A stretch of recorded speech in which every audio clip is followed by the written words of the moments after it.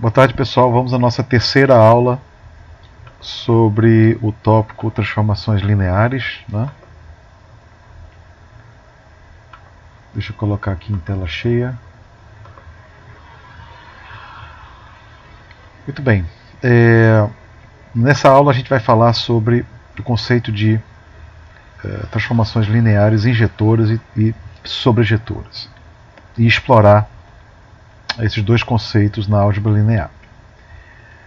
Bom, o conceito de transformação linear injetora e sobrejetora, ela vem, obviamente, do conceito de funções injetoras e sobrejetoras, tá certo? Que a gente aprendeu no ensino médio, né? Então, eu só vou relembrar a vocês o que aqui é uma função injetora e sobrejetora.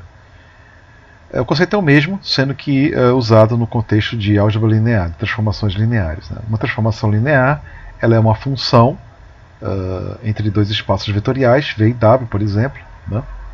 Então a gente diz que T é uma transformação linear injetora. Se T de U é igual a T de V, implica que U tem que ser igual a V, né? Bom, em outras palavras, se eu pego U e V, dois vetores em V grande diferentes, isso necessariamente implica que T de U terá que ser diferente de T de V. É uma outra forma de você dizer isso aqui, né? T é sobrejetora quando o conjunto imagem ele é igual ao contradomínio da minha função, que a contradomínio da minha função é o espaço vetorial W. Tá? Então, uma transformação linear injetora, se ele satisfaz essa propriedade aqui, e é sobrejetora quando a imagem da transformação é igual ao contradomínio. T é uma bijeção, né, quando T for sobrejetora e injetora ao mesmo tempo. Neste caso, a gente sabe que a função inversa ela está bem definida, né? T menos 1, a gente vai indicar a transformação linear inversa, que vai ser uma função de W para V, e ela é definida dessa forma, né? T de menos 1 aplicada ao vetor W é igual a V, se e somente se T de V é igual a W. Como a minha transformação linear ela é bijetora, é uma bijeção, então essa propriedade aqui ela faz sentido e ela define essa função T menos 1 em cada ponto W do meu espaço vetorial W grande. Certo? Muito bem, vamos a alguns exemplos aqui de transformações lineares injetoras, sobrejetoras, que não são injetoras, não são sobrejetoras. Vamos ver alguns exemplos aqui. Considere T uma função de R2 para R, dada dessa forma, né? Para cada x e y, tx e y é simplesmente a projeção sobre a primeira variável. Tx e y é igual a x. Então, obviamente que T é uma transformação linear, né? A imagem dessa transformação ela é toda reta, ou seja, é uma transformação linear sobrejetora, o conjunto de imagem é igual ao contradomínio, né? Mas T não é injetora. Para ver que T não é injetora, é simplesmente você observar que T de 1,2 é igual a T de 1,3, porque T de 1,2 é igual a 1, né? Então T de 1,2 é igual a T de 1,3, mas obviamente que 1,2, o vetor 1,2 é diferente do vetor 1,3, né? Então essa transformação ela é uma transformação sobrejetora, linear, mas não é injetora. Um outro exemplo, T de R, T é uma transformação de R para R2, dada para a seguinte função: T de x é igual a x, 0. Então eu mantenho a segunda variável como sendo constante, nula, e eu simplesmente digo que a primeira variável é igual a x, né? Então essa aqui é uma transformação linear, né? Isso aqui é fácil de ver. Ela é injetora, mas não é sobrejetora. Tá? Repare o seguinte: se eu pego x diferente de y, o que eu tenho aqui? T de x é igual a x, 0 de um lado. Por outro lado, T de y é igual a y, 0. Mas como x é diferente de y, então esses dois vetores aqui são diferentes. E, portanto, T é uma transformação linear injetora. Porém, ela não é uma transformação linear sobrejetora. Por quê? Repare que isso é fácil de ver, né? Porque a transformação linear ela não enxerga vetores cuja no plano cartesiano, vetores no plano cartesiano, cuja segunda coordenada é diferente de zero. Então, obviamente, ela não é sobrejetora, né? Por exemplo, esse vetor menos 2 e menos 2, ele não é nenhuma imagem da minha transformação linear, porque minha segunda coordenada aqui ela não é zero. Então, isso é um exemplo de uma transformação linear injetora que não é sobrejetora. Muito bem, pessoal. Vejamos agora o nosso primeiro resultado da aula, que dá uma caracterização legal, né, bastante interessante, de uma transformação linear injetora. É simplesmente você avaliar o núcleo, o kernel da transformação. Então o teorema é: uma transformação linear T de V para W ela é injetora se e somente se o kernel é o elemento neutro. Se e somente se o kernel é um subespaço vetorial trivial, que é somente o elemento neutro. Tá? Bom, como corolário desse teorema, que dá uma caracterização bastante interessante para uma transformação linear injetora, simplesmente você verificar que o núcleo é o elemento neutro. Como consequência desse teorema, a gente tem o seguinte resultado: T é uma transformação linear, suponha que T seja uma transformação linear, então T ela será injetora se e somente se ela leva todo o subconjunto Li de vetores em V em um subconjunto Li de vetores em W.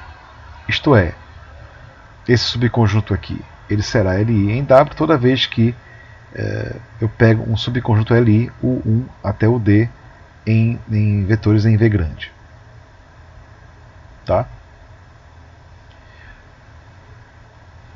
Muito bem, esses dois resultados eles serão importantes para a gente observar o seguinte teorema, que a gente chama de teorema do núcleo e da imagem. Eu vou considerar T uma transformação linear de V para W e vou assumir que a dimensão do meu espaço vetorial V é finita. Então, a dimensão de V é igual à dimensão do núcleo mais a dimensão do conjunto imagem. Certo? E como corolário desse resultado, a gente tem o seguinte resultado: seja T uma transformação linear, onde a dimensão do meu domínio é igual à dimensão do meu contradomínio, então uma transformação linear ela será injetora se somente se ela é sobrejetora. Certo? Bom, a demonstração aqui está no slide, eu não vou discutir a demonstração, como a gente já falou, as demonstrações são todas encontradas nos livros, né? E esse teorema, esse conjunto de teoremas, ele nos leva ao seguinte resultado: T é uma transformação linear, suponha que seja uma transformação linear de V para W. O contradomínio e o domínio têm dimensões iguais, e as seguintes afirmações são equivalentes: T é uma bijeção, se somente se o núcleo da minha transformação é o elemento neutro. O conjunto imagem ele é igual ao contradomínio, e T leva a base de V em base de W. Certo? Muito bem, pessoal, a gente tem um conjunto aqui de resultados, tá certo? A gente começou com o teorema que T é uma transformação injetora, se somente se o núcleo é o elemento neutro.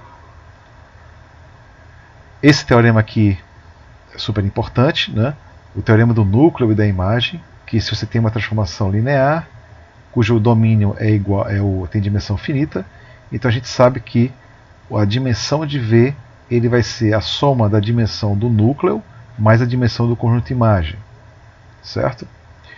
Vimos também que se a dimensão do contradomínio e o domínio são iguais, então T é injetora, se somente se é sobrejetora. E por último a gente viu essa consequência aqui, que T é uma bijeção, né? Se somente se o núcleo é o elemento neutro, se somente se o conjunto imagem é todo o contradomínio, e T leva a base de V em base de W. Muito bem, de posse desses resultados, vamos agora investigar alguns exemplos, né? Então vamos lá, eu vou pegar uma transformação linear de R3 para R4, tal que o núcleo da minha transformação linear ela é esse subespaço vetorial de R3. É o conjunto dos vetores x, y, z, onde x mais y mais z é igual a zero. Tá? Então ele quer que você determine uma transformação linear que satisfaça essa condição aqui. Então vamos lá, vamos achar uma transformação linear que tem essa condição aqui, que o núcleo é esse subespaço vetorial. Bom, a primeira coisa que você tem que observar para você conseguir, para você achar uma transformação linear com essa propriedade, é você reescrever esse núcleo de uma forma mais adequada. Né? Esse núcleo ele é o conjunto dos vetores x, y, z, onde x mais y mais z ele é zero. Tá?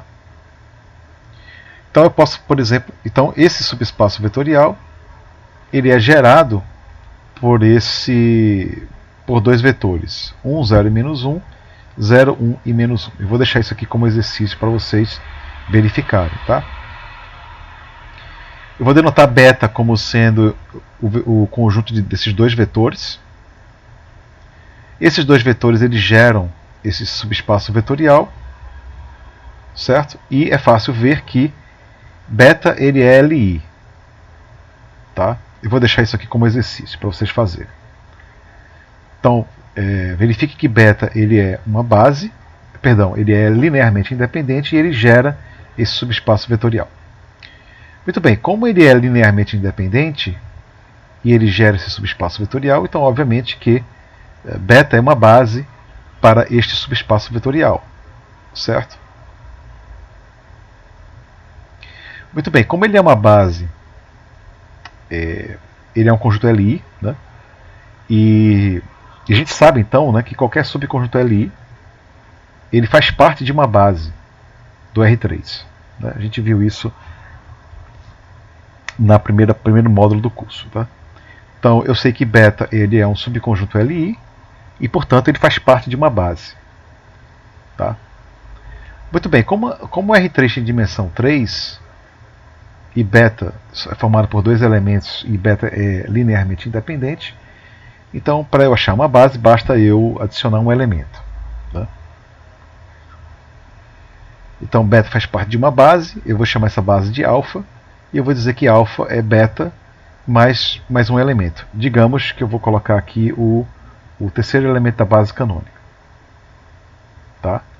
E alfa ele é um subconjunto Li. Então alfa ele é uma base para o R3. Certo?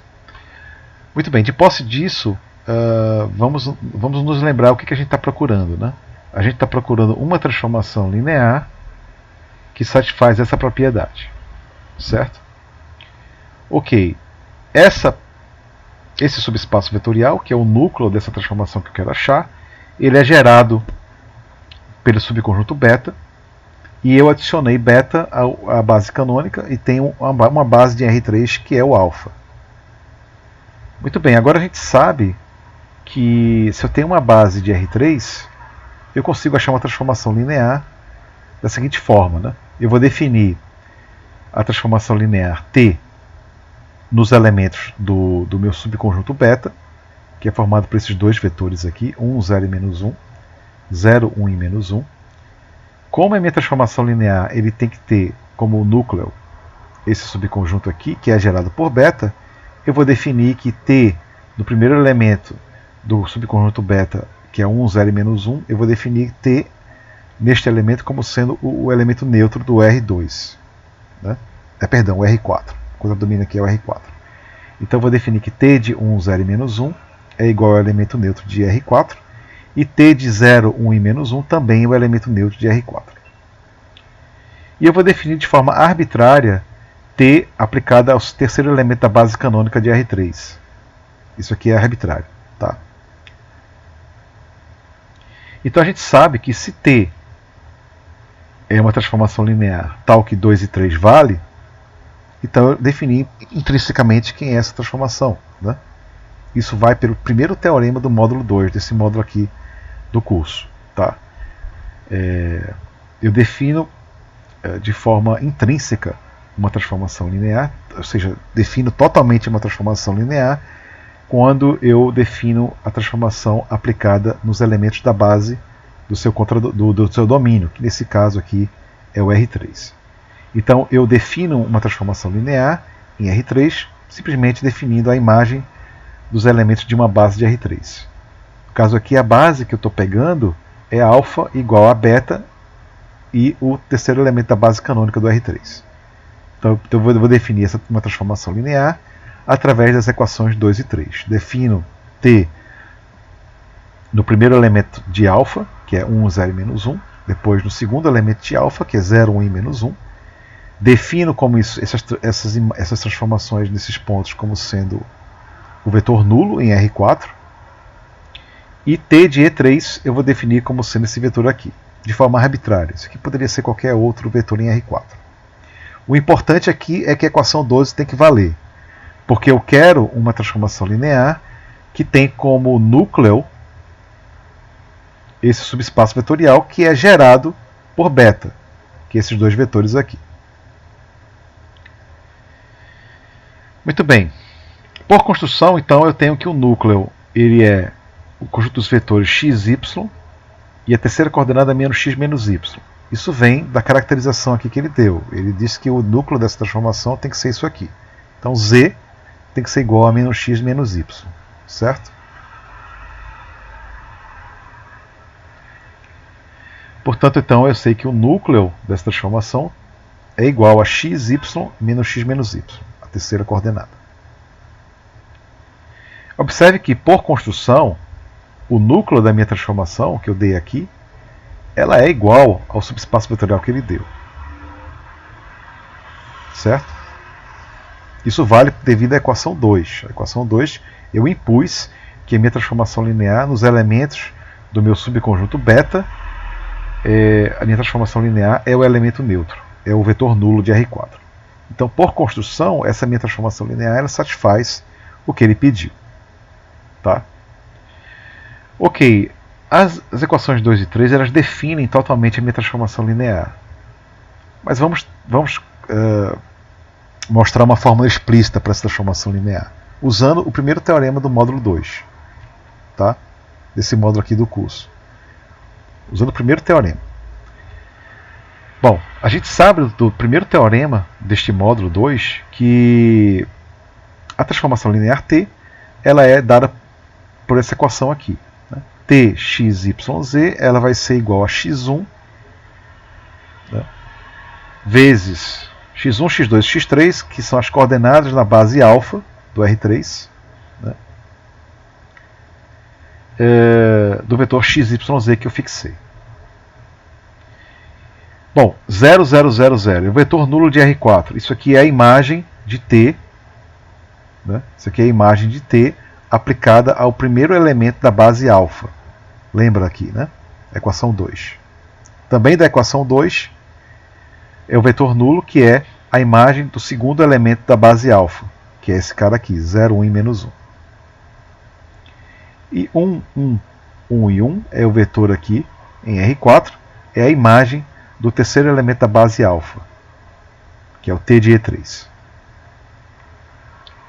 Então, para que você determine essa transformação linear, basta você calcular x1, x2 e x3, esse vetor coluna, que são as coordenadas do meu vetor x, y, z na base alfa. Ora, a base alfa a gente sabe quem é, que é o vetor 1, 0 e menos 1, é formado pelos vetores 1, 0 e menos 1, 0, 1 e menos 1, e 0, 0 e 1. Certo?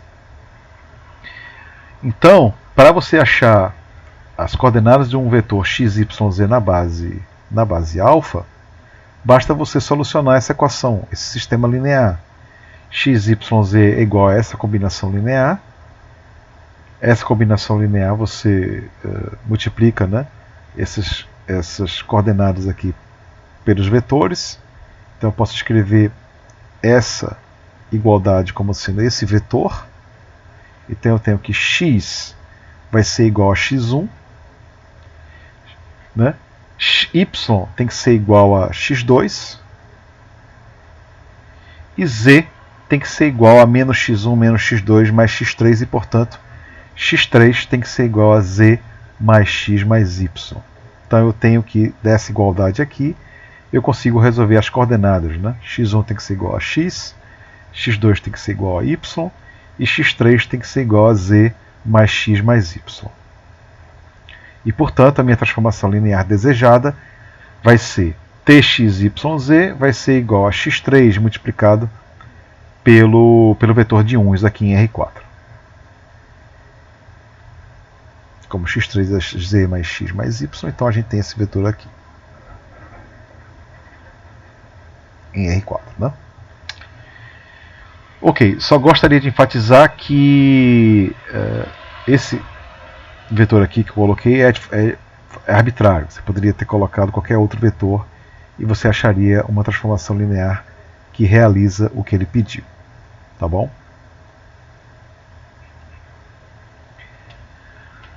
Ok. Continuando então aqui nossa aula, vamos agora para um outro teorema que diz o seguinte: T, suponha que T seja uma transformação linear bijetora, ou seja, é uma transformação linear que ela é injetora e sobrejetora. Então a sua inversa é linear. Então esse é o teorema. Sua transformação linear inversa, sua função, a função inversa de T é uma transformação linear, agora indo de W para V. Certo? Bom, transformações lineares que são bijetoras, a gente dá um nome especial. Então, seja V e W espaços vetoriais e T uma transformação linear que é bijetora. Então a gente diz que T ele é um isomorfismo. E neste caso a gente diz que V e W são espaços vetoriais isomorfos. Certo? Vejamos algum exemplo para ilustrar esse teorema aqui. Considere T uma transformação linear de R3 para R3 e é dada por a seguinte função. Eu transformo xyz no vetor em R3 txyz, onde a minha primeira coordenada é x menos 2y, a segunda coordenada é z e a terceira coordenada é x mais y. Ele pede para você mostrar que essa transformação é uma transformação linear, que é um isomorfismo, e ele pede para você determinar a função inversa dessa transformação linear. Então vamos lá. Para mostrar que é um isomorfismo, primeiro eu vou mostrar que ela é uma transformação linear injetora. Note o seguinte: txyz, por definição, é igual a x menos 2y, primeira coordenada, z, a segunda coordenada, terceira coordenada x mais y. Então, txyz é o elemento neutro de R3, ele é o vetor nulo de R3, né? Se e somente se x menos 2y é igual a zero, ou seja, x tem que ser igual a 2y, z tem que ser igual a zero, e x mais y tem que ser igual a zero. Então, x menos 2y é igual a zero, z é igual a zero, e x mais y é igual a zero. Isso vai acontecer se e somente se, obviamente, que x é igual a y é igual a z é igual a zero. Portanto, o núcleo da minha transformação, né, é simplesmente o vetor nulo e, portanto, a minha transformação linear ela é injetora. Isso vem do primeiro teorema da aula. A transformação linear é injetora se somente se o núcleo é igual ao elemento neutro. Muito bem, agora aquela transformação ela é também sobrejetora. Por quê? Devido a esse teorema aqui. Se eu tenho uma transformação linear onde a dimensão do meu contradomínio é igual à dimensão do domínio, então T é injetora se somente se é sobrejetora. Ora, neste exemplo, eu tenho uma transformação de R3 para R3, e essa transformação a gente acabou de ver que é injetora. E, portanto, ela é uma sobrejetora, uma transformação linear sobrejetora. Bom, então é um isomorfismo, né? Isomorfismo é são transformações lineares que são bijeções, né? Então essa aqui é uma função que é uma bijeção, e como é uma bijeção, então a função inversa existe. Ele pede para você determinar quem é a inversa da transformação T. Bom, quem é a função inversa? Por definição, essa função inversa, que eu vou chamar de t-1, num ponto A, B e C de R3, ela é um vetor x, y, z, certo? E esse vetor x, y, z, ele realiza essa igualdade, né? Ou seja, tx, y, z tem que ser igual a A, B e C. Tá? Eu quero achar x, y, z em função de A, B e C. Tá? Então o que eu tenho aqui? Tx, y, z é igual a B, C, se somente se, a gente sabe quem é Tx, y, z, que é esse vetor aqui em R3. Então eu tenho que a primeira coordenada x menos 2y é igual a A, z é igual a B e x mais y é igual a C. Para eu achar a transformação linear inversa, eu tenho que resolver essa equação aqui, né? Resolver essa equação em x, y e z em função de A, B e C. Né? Então essa igualdade equivale a x menos 2y igual a A, z igual a B e x mais y igual a C. Então eu tenho a equação 4. Eu vou resolver o sistema 4 nas variáveis x, y e z. Então eu tenho aqui que x é igual a A mais 2C sobre 3, y aqui é igual a C menos A sobre 3 e z igual a B. Tá? Você resolve esse sistema 4 em função de A, B e C. Então, a gente sabe então que T menos A no vetor A, B e C é igual a x, y, z, mais x, y, z é igual, resolvendo esse sistema 4, é igual a esses três números aqui. E, portanto, a gente achou a transformação linear inversa. A transformação linear inversa vai ser t menos 1 no vetor A, B e C. A primeira coordenada vai ser A mais C sobre 3. Segunda coordenada, C menos A sobre 3. E a terceira coordenada simplesmente igual a B. Ok, pessoal? Então isso resolve aqui nosso exemplo. Bom, uma observação importante que ilustra o nosso conceito aqui de isomorfismo, certo? A observação é a seguinte: todo espaço vetorial de dimensão n, ele é isomorfo ao Rn. Ou seja, existe, vamos relembrar aqui o conceito de isomorfo, né? A gente diz que dois espaços vetoriais são isomorfos quando tem uma transformação linear entre eles, que é uma bijeção. Certo? O que essa observação está dizendo é que qualquer espaço vetorial de dimensão n, ele é isomorfo ao Rn. Por quê? Porque eu vou apresentar aqui uma transformação linear, bijeção, isomorfismo, né? Natural entre espaços vetoriais de dimensão n e o Rn.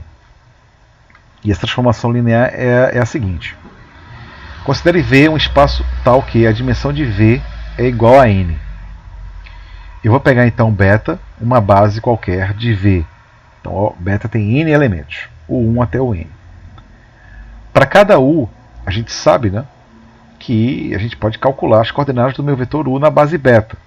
Como a base beta tem n elementos, então aqui as coordenadas do meu vetor u na base beta vai ser uma matriz coluna aqui com n elementos, digamos x1 até xn. Eu vou definir uma transformação t de beta da seguinte forma.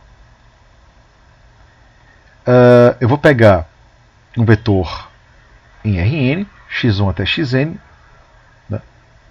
E eu vou definir essa transformação da seguinte forma. T de beta no vetor x1 até xn vai ser igual a u, onde u ele é o vetor associado a esta coordenada. Certo? Então, t de beta no vetor x1 até xn, esse vetor aqui em Rn vai ser igual a u, onde u é o vetor cujas coordenadas são dadas por x1 até xn.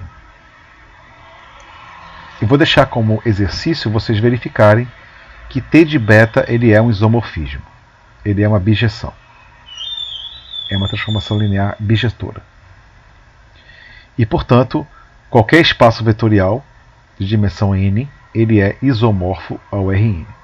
E o isomorfismo natural é dado por essa transformação aqui linear. Vou deixar como exercício de casa vocês verificarem que T de beta, de fato, ela é uma transformação linear bijeção e, portanto, um isomorfismo.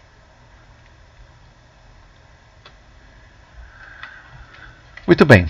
Vejamos agora um exemplo para ilustrar tudo que a gente viu nessa aula, né? O exemplo é o seguinte: considere T a transformação linear do espaço das matrizes 2×2 indo para o espaço das matrizes 2×2, uma transformação linear dada da seguinte forma: T aplicada a uma matriz 2×2, x grande, vai ser igual a B vezes x, onde B vai ser essa matriz aqui 2×2 fixa. Eu quero que você determine o núcleo e uma base para a imagem dessa transformação. Muito bem, o núcleo, o kernel dessa transformação, é fácil a gente calcular, né? Porque quem vai ser o núcleo? O núcleo é o conjunto de vetores nesse espaço das matrizes 2×2. Então é o conjunto dos vetores de matrizes x, y, z, t, nas seções centrais da minha matriz, tal que B, que é esta matriz, vezes essa matriz aqui, tem que ser igual a matriz nula. Então, essa é a definição de núcleo, né? Multiplicando essa matriz por esta, eu tenho que essa multiplicação vai dar essa matriz, né? Cujas entradas da matriz são esses números aqui. Simplesmente aqui eu multipliquei essa matriz por essa. Então essa matriz tem que ser igual à matriz nula. Então isso aqui é o núcleo da minha transformação. Vamos agora ir mais a fundo, né? Esse é o que é o núcleo. Então o núcleo da minha transformação é o conjunto das matrizes x, y, z, t, que satisfaz essa propriedade. Mas essa igualdade entre matrizes me diz que isso aqui é um sistema, né?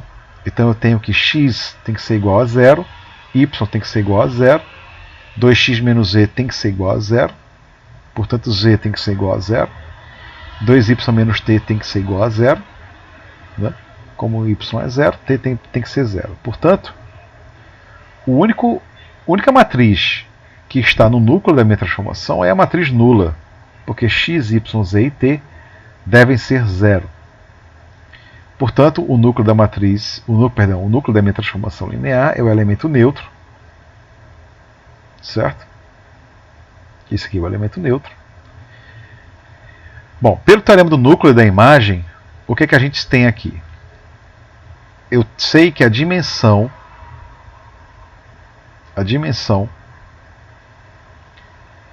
do meu conjunto imagem ela é igual à dimensão do meu domínio menos a dimensão do núcleo da minha transformação linear.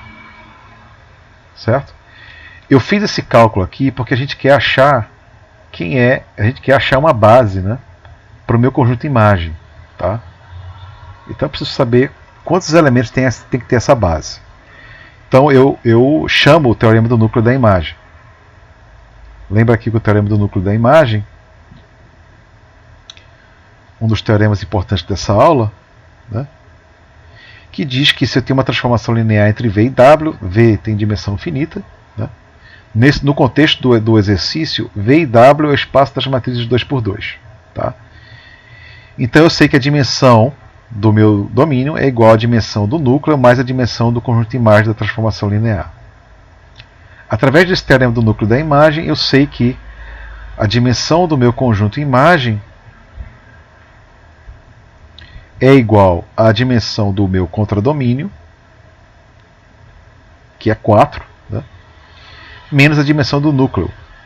Ora, o núcleo tem dimensão nula, porque a minha transformação linear é injetora. Certo?